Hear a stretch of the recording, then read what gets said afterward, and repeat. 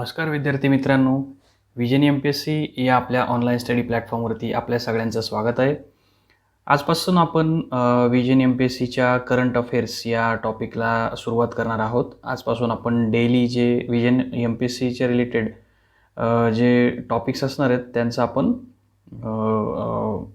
पाहणार आहोत. आपण काय टॉपिक्स आहेत ते आणि एम-पी-एस-सीचे रिलेटेड ते कसे कनेक्टेड आहेत.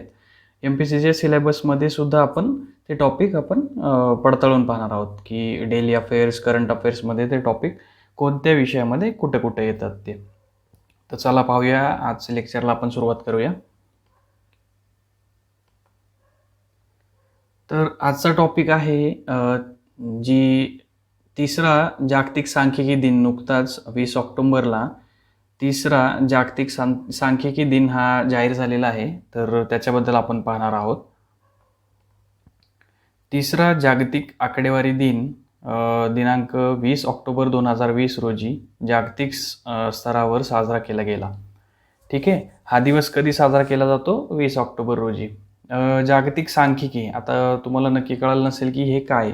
सांख्यिकी म्हणजे जी आकडेवारी असते, ह्युमन रिलेटेड ज्या गोष्टी आहेत ज्याच्या आपण आकडेवारी काढतो आणि त्या आपल्या जे रिपोर्ट्स असतात ते बनवण्यासाठी आपल्याला उपयोगाला येतात. त्याच्यासाठी आपण ती आकडेवारी कलेक्ट करतो. तर तो जो दिवस आहे तो 20 ऑक्टोबर रोजी साजरा केला जातो. ठीक आहे. जागतिक सांख्यिकी दिवस 2020 हा एक जागतिक सहयोगी प्रयत्न आहे जो संयुक्त राष्ट्र सांख्यिकी आयोगाच्या मार्गदर्शनाखाली आयोजित केला जातो. ठीक आहे. संयुक्त राष्ट्राचे जी टीम आहे, युनायटेड नेशन्स स्टॅटिस्टिकल कमिशन, त्या टीमकडनं हा जो दिवस आहे तो साजरा केला जातो आणि त्यांच्याकडनंच जे सांख्यिकी आहे, स्टॅटिस्टिकल डाटा जो आहे तो त्यांच्याकडनंच कलेक्ट केला जातो जगभरामध्ये. ठीक आहे. आणि आपल्याला प्रश्न विचारू शकतात की युनायटेड नेशन्सची जी सांख्यिकी आहे commission, United nations statistical commission, याची स्थापना कधी झाली? तर त्याची स्थापना 1946 मध्ये झाली. हे लक्षात असायला हवं. एक तुम्ही जर नोटीस केलं असेल तर तुम्हाला लक्षात आलं असेल की जेवढेही युनायटेड नेशन्सच्या रिलेटेड जेवढेही ज्या संघटना आहेत त्या सगळ्या हा 1943, 1946 आणि 1948 यामध्येच झालेल्या आहेत. ठीक आहे. तर कन्फ्युजन नको व्हायला पाहिजे तुम्हाला, हे लक्षात असायला हवं त्यासाठी. तर 2020 हा जो 20 ऑक्टोबर 2020 हा जागतिक सांख्यिकी दिन जो साजरा झालेला आहे त्याची यावर्षीची थीम काय होती? तर connecting the world with data we can trust. ठीक आहे. हे लक्षात असायला हवं आपल्याला. एम-पी-एस-सीचा सध्याचा वन लाईनर प्रश्न असू शकतो आणि ते आपल्याला विचारतात सुद्धा की कनेक्टिंग जी आकडेवारी जी जाहीर करते सांख्यिकी, जो नुकताच जाहीर झाला सांख्यिकी दिवस, त्याची थीम काय होती? ठीक आहे. World statistic day. तर connecting the world with data we can trust ही थीम राष्ट्रीय सांख्यिकी प्रणालीमध्ये विश्वास, अधिकृत डाटा, नाविन्य आणि लोकांचे कल्याण यांचे महत्त्व दर्शवते. ठीक आहे. हे एक जस्ट तुम्हाला माहिती असायला पाहिजे म्हणून आपण इथं दिलेलं आहे. त्याच्यानंतर आता आपण थोडंसं या दिवसाबद्दल पाहूया की नक्की काय असतं हा जागतिक सांख्यिकी दिन. तर जागतिक सांख्यिकी दिन हा दर 5 वर्षांनी साजरा केला जातो. ठीक आहे. आता दर 5 वर्षांनी साजरा केला जातो आणि याची सुरुवात कधी झाली होती ते पाहूया आपण. संयुक्त राष्ट्राच्या सांख्यिकी आयोगाने फेब्रुवारी 2010 मध्ये आपल्या 41व्या अधिवेशनात 20 ऑक्टोबर 2010ला जागतिक सांख्यिकी दिन म्हणून साजरा करण्याचा प्रस्ताव दिला होता. ठीक आहे. 2010ला याची सुरुवात झाली होती. म्हणजे आता जो 2020ला जागतिक सांख्यिकी दिन साजरा झाला आहे तो कितवा असेल? मला कमेंटमध्ये सांगायचं आहे तुम्ही तो दिन कितवा असेल. तर ठीक आहे. जनरल असेंब्लीने 3 जून 2010 रोजी प्रस्ताव जाहीर केला. त्याच्यामध्ये 64 आउट ऑफ 267 ने हा प्रस्ताव स्वीकारला आणि 20 ऑक्टोबर 2010 रोजी प्रथमच अधिकृतपणे हा जागतिक सांख्यिकी दिन साजरा केलेला आहे. तर मग त्यावेळेसची थीम काय होती? Celebrating the many achievements of official statistic. ठीक आहे. हे तुम्हाला त्यावेळेसची थीम नाही विचारणार, पण हा जो फर्स्ट टाइम त्यांनी सेलिब्रेट केलेला आहे तो 20 ऑक्टोबर 2010 रोजी, त्यामुळं आपल्याला जस्ट लक्षात असायला हवं की त्याची फर्स्ट ज्यावेळी सेलिब्रेट झाला त्यावेळी थीम काय होती. 20 ऑक्टोबर 2015 रोजी दुसरा जागतिक सांख्यिकी दिन साजरा केला आणि त्यावेळेस त्याची थीम होती बेटर डाटा बेटर लाईव्स. या थीमसह दुसरा जागतिक सांख्यिकी दिन साजरा केला. महालनोबिस सांख्यिकी शास्त्रज्ञ जे आहेत महालनोबिस यांच्या वाढदिवशी 29 जून रोजी भारतात हा जो सांख्यिकी दिन आहे तो साजरा केला जातो.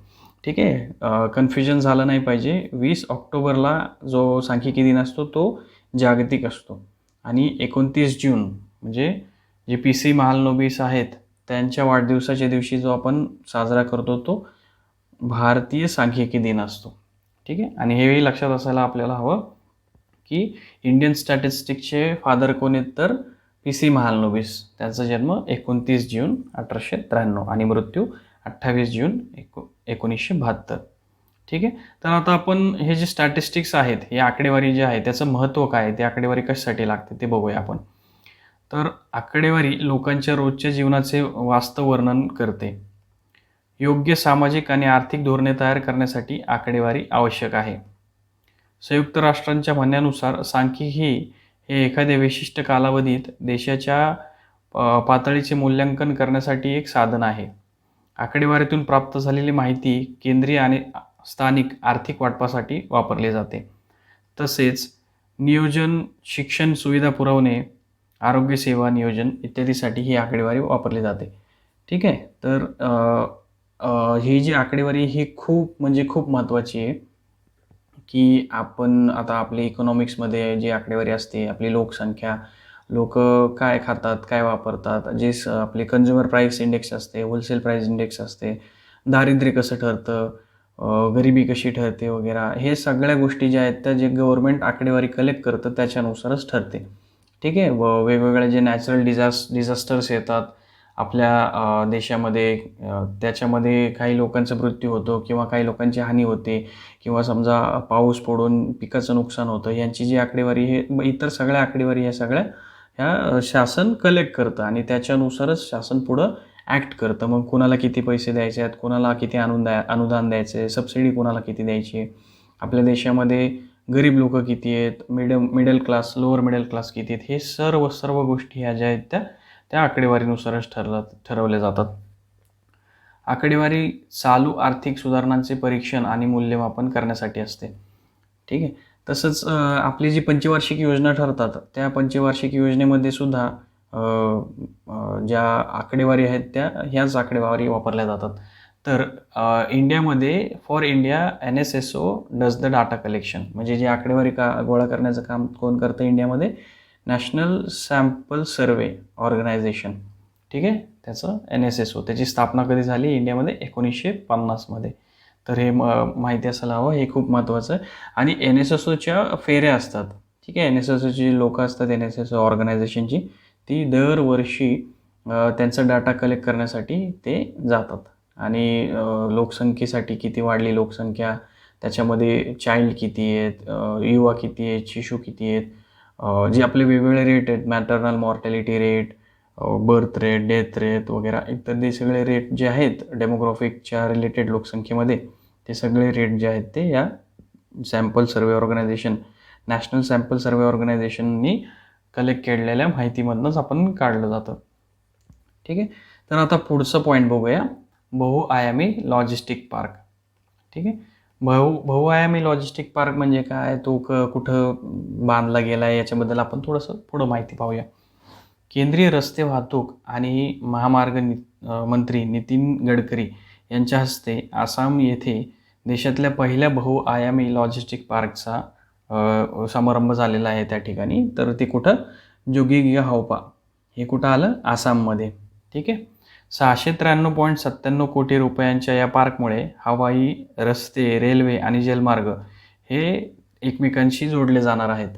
म्हणजे हा पहिला असा बहुआयामी लॉजिस्टिक पार्क आहे की ज्या ठिकाणी एकाच वेळेस हवाई, रेल्वे, रस्ते आणि जलमार्ग हे थेट संपर्क व्यवस्था उपलब्ध होणार आहे. म्हणजे एकाच ठिकाणी हे सगळे चारही जे पॉईंट आहेत ते कलेक्टेड असणार आहेत. म्हणजे त्या ठिकाणी लोक रस्त्याने सुद्धा जाऊ शकतील, रेल्वेने सुद्धा जाऊ शकतील, जलमार्गाने सुद्धा जाऊ शकतील आणि हवाई मार्गाने सुद्धा जाऊ शकतील, असा पॉईंट आहे. केंद्र सरकारच्या भारतमाला या महत्त्वाकांक्षी दळणवळण प्रकल्प योजनेअंतर्गत हा पार्क विकसित केला जाणार आहे. ठीक आहे. तर आपल्याला सगळ्यांना माहिती असायला हवं की भारतमाला प्रोजेक्ट काय आहे. भारतमाला प्रोजेक्ट हा जे भारतातले वेगवेगळे रस्ते आहेत ते रस्ते एकमेकांना जोडणे, तसंच भारतामध्ये सागरमालासुद्धा हा एक प्रोजेक्ट आहे की खूप सारे नवीन नवीन जलमार्ग तयार करणे, नवीन नवीन रस्ते तयार करणे, रेल्वे मार्ग तयार करणे वगैरे. हे जे वाहतुकीचं महत्त्व वाढवणारा जे प्रोजेक्ट आहे तो भारतमाला प्रोजेक्ट आहे. आसामच्या बोंगाईगाव जिल्ह्यात बांधलेले हे पार्क आसाम जिल्ह्यातील आसाम आणि ईशान्येकडील इतर भागांना हवाई, रस्ते, रेल्वे आणि जलमार्गाने जोडला जातो. ठीक आहे. तर मेन म्हणजे काय, जे नॉर्थ ईस्टर्न कंट्री जे 8 स्टेट आहेत, नॉर्थ ईस्टर्न स्टेट आहेत, त्यांना मेन स्ट्रीममध्ये आणायचं. म्हणजे ठीक आहे, म्हणजे भारताशी जोडायचं, त्यांना कनेक्टिव्हिटी त्याची भारताशी करायची. आणि म्हणजे ॲक्च्युली कसं आहे की हे जे प्रदेश आहेत, नॉर्थ ईस्टर्न जे स्टेट आहेत ते सगळे खूप दुर्गम असे जे आहेत स्टेट, म्हणजे त्या ठिकाणी जाणं हे खूप अवघड आहे. तिथे जे मोठे मोठे पर्वत आहेत, अजूनही आदिवासी जाती तिथे खूप मागासलेल्या आहेत. तर त्यांना मेन स्ट्रीममध्ये आणायचं काम हे आपलं मेन अजेंडा आहे तो. आणि त्याला पूर्ण करण्याचा हा जो मार्ग आहे तो आपण त्यांना मेन स्ट्रीममध्ये आणायचं काम हे आपण भारतमाला प्रोजेक्ट अंतर्गत करणार आहोत संपूर्ण भारताला. आणि त्याच्यामध्येच हा जो बहुआयामी लॉजिस्टिक पार्क आसाममध्ये उघडलेला आहे तो आपल्याला खूप बऱ्याच अंशी मदत करणार आहे. ठीक आहे. तर हा जो बहुआयामी प्रोजेक्ट आहे त्याच्यामध्ये आसाममधील जवळजवळ 20 लाख लोकांना रोजगार उपलब्ध होणार आहे. तर ही फार चांगली गोष्ट आहे आसाममधल्या लोकांसाठी की तिथं 20 लाख लोकांना एक रोजगार चांगला उपलब्ध होणार आहे. भारतमाला कार्यक्रम रस्ते वाहतूक आणि महामार्ग मंत्रालय सन 17-18 पासून चालवित आहे. ठीक आहे. म्हणजे भारतमाला प्रोजेक्टला कधीपासून सुरुवात झाली? 2017-18 पासून. MPSCनी 2 वेळा याच्यावरती प्रश्नसुद्धा विचारलेला आहे की भारतमाला प्रोजेक्ट कधी सुरुवात करण्यात आली किंवा भारतमाला प्रोजेक्टची वैशिष्ट्ये काय आहेत वगैरे. त्यामुळं हा आपल्याला माहिती असणं गरजेचंच आहे. ठीक आहे. त्या अंतर्गत आर्थिक कॉरिडॉर, फीडर कॉरिडॉर व आंतर कॉरिडॉर, राष्ट्रीय कॉरिडॉर, तटीय रस्ते, बंदर कनेक्टिव्हिटी आदी बांधले जातात. ठीक आहे. जसं मी सांगितल्याप्रमाणे तुम्हाला की जलमार्ग, रस्ते, रेल्वे इत्यादी सगळं जोडायचं आणि त्याच्या अंतर्गत संपूर्ण भारताला एक सिंगल कनेक्टिव्हिटी द्यायची. ठीक आहे. तर भारतमाला प्रकल्पाबद्दल आपण थोडंसं पाहूया. ठीक आहे. तर इथं कुठून कुठे काय कसं किती प्रोजेक्ट आहेत शेड्यूल्ड वगैरे थोडंसं एक चार्ट मी दिलेला आहे. भारतमाला प्रकल्प हा भारत सरकारचा एक महत्त्वाकांक्षी प्रकल्प आहे. देशाला भूपृष्ठ रस्त्यांद्वारे जोडण्याच्या उद्देशानं हा प्रकल्प राबवला जात आहे. हा राष्ट्रीय महामार्ग विकास कार्यक्रम यानंतर देशातला दुसरा सगळ्यात मोठा महामार्ग प्रकल्प आहे. ठीक आहे. महामार्ग बांधकाम प्रकल्प. NHDPची स्थापना कधी झाली होती? 1998. National highway development programme. ठीक आहे. त्याला आपण राष्ट्रीय महामार्ग विकास कार्यक्रम असं म्हणतो. हा जो आहे तो 1998मध्ये म्हणजे अटल बिहारी वाजपेयी जेवेळी पंतप्रधान होते त्यांच्या काळामध्ये हा प्रोजेक्ट सुरू झाला होता. ज्याच्या अंतर्गत देशात सुमारे 50,000 किलोमीटर लांबीचे महामार्ग तयार करण्याचे लक्ष्य ठेवले गेले होते. ठीक आहे. मालवाहतुकीच्या कार्यक्षम आणि वेगवान हालचालींसाठी सुलभ वाहतूक होणे गरजेचं आहे. त्यामुळे या प्रकल्पामधून विशेष करून आर्थिक मार्गिका व वसाहती सीमेवरील प्रदेश आणि दुर्गम भागांना दळणवळणाची व्यवस्था सुधारण्याचा प्रयत्न केला जात आहे. भारतमाला या प्रकल्पाच्या अंतर्गत 2022 सालापर्यंत एकूण 35,000 किलोमीटर लांबीच्या महामार्गाचे बांधकाम आणि त्यात सुधारणा केली जाणार आहे. ठीक आहे. तर बऱ्याच अंशी हे दोन्ही प्रोजेक्ट आपल्याला महत्त्वाचे आहेत, भारतमाला आणि हा NHDP. तर NHDPबद्दल सुद्धा थोडीशी माहिती असणं गरजेचं आहे. आपल्याला माहिती आहे की बाजारपेठ म्हणजे आपण प्रोडक्टिव्हिटी वाढवण्यासाठी परत आपल्याला जी वाढलेली प्रोडक्टिव्हिटी आहे त्यातनं जी तयार झालेले प्रोडक्ट आहेत ते कुठं ना कुठं तरी विकायला लागतात. आपल्याला मार्केट असावं लागतं आणि आपल्याला नेहमीच माहिती आहे की जिथं पिकतं तिथे विकत नसतं. त्याच्यामुळं एक जिथं पिकतं तिथून काढून आपल्याला ते बाजारपेठेपर्यंत न्यावं लागतं आणि त्यासाठी महत्त्वाचं असतं ट्रान्सपोर्ट. ठीक आहे. तर त्याच्यामुळं ट्रान्सपोर्टसाठी हे रस्ते बांधणं, जलमार्ग तयार करणं हवाई मार्गातून म्हणजे एअरपोर्ट वगैरे बांधणं, हे सगळं या गोष्टी गरजेच्या आहेत. ठीक आहे. तर आता आसाममध्ये हा जो बहुआयामी प्रोजेक्ट आहे तो आसाममध्ये बांधलेला आहे. त्याच्यामुळं आपण आसामबद्दल थोडंसं माहिती करून घेऊया. तर आसामची राजधानी दिसपूर आहे. आसामचे सध्याचे जे राज्यपाल आहेत ते जगदीश मुखी आहेत. ठीक आहे. आपल्याला नेहमी एम-पी-एस-सीचा अभ्यास करताना हा कड़ीमध्ये अभ्यास करावा, म्हणजे सगळे पॉईंट्स एकमेकांना कनेक्टेड असावेत. जसं की आता आपण भारतमाला प्रोजेक्टचा अभ्यास करतोय, तर कोणते रस्ते कधी तयार झाले, जे नॅशनल हायवेज आहेत त्यांचे नंबर्स आपल्याला माहिती असले पाहिजे. आता आपण एम-पी-एस-सी महाराष्ट्राच्या रिलेटेड जास्त विचारतं, म्हणून महाराष्ट्रामध्ये कोणते नॅशनल हायवे आहेत, स्टेट हायवे कोणते आहेत, महाराष्ट्रातून जाणारे महाराष्ट्रात एअरपोर्ट किती आहेत, इंटरनॅशनल एअरपोर्ट किती आहेत, हे सगळं आपल्याला माहिती असायला हवं. त्याच्यामुळे नेहमी एम-पी-एस-सीचा अभ्यास करताना कलेक्टिव्हली अभ्यास करायचा, म्हणजे सगळ्या गोष्टींचा समग्र एकत्र अभ्यास करायचा. ठीक आहे. तर त्याच्यामुळं आपण आसामबद्दल थोडंसं पाहतोय. तर आसामची राजधानी दिसपूर. आसामचे राज्यपाल जे आहेत ते जगदीश मुखी. आसामचे मुख्यमंत्री जे आहेत ते सर्वानंद सोनोवाल. आता आसामच्या राज्याच्या सीमा बघूया. जे भौगोलिक सीमा आहेत आसामच्या आजूबाजूला आणि कोणते स्टेट्स आहेत, किंवा आसामच्या सीमा एजक त्या कुठल्या देशाला मिळतात का, ते पाहूया आपण. राज्याच्या उत्तरेत भूटान आणि अरुणाचल प्रदेश आहे. पूर्वेस नागालँड आणि मणिपूर. दक्षिणेस मेघालय, त्रिपुरा, मिझोराम आणि बांगलादेश. तर पश्चिमेकडे पश्चिम बंगाल आहे. ठीक आहे. हे सगळं आपल्याला आपल्या डोक्यामध्ये पूर्ण नकाशा असला पाहिजे.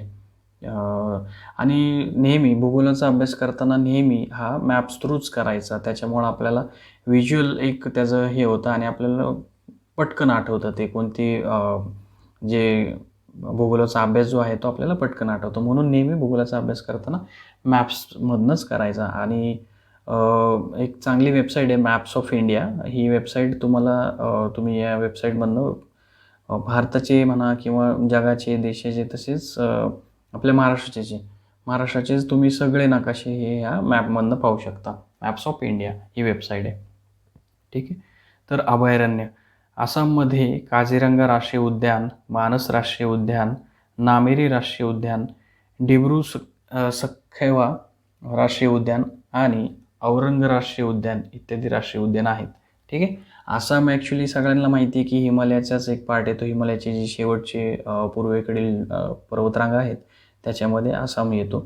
आणि हा जो आहे तो पूर्ण जंगलाने व्यापलेला प्रदेश आहे. जास्त करून या ठिकाणी खूप जंगल आहे. जे नॉर्थ ईस्टर्न स्टेट आहेत 8च्या 8 पूर्ण, त्याच्यामध्ये पूर्ण हे जंगलाचं प्रमाण खूप जास्त आहे.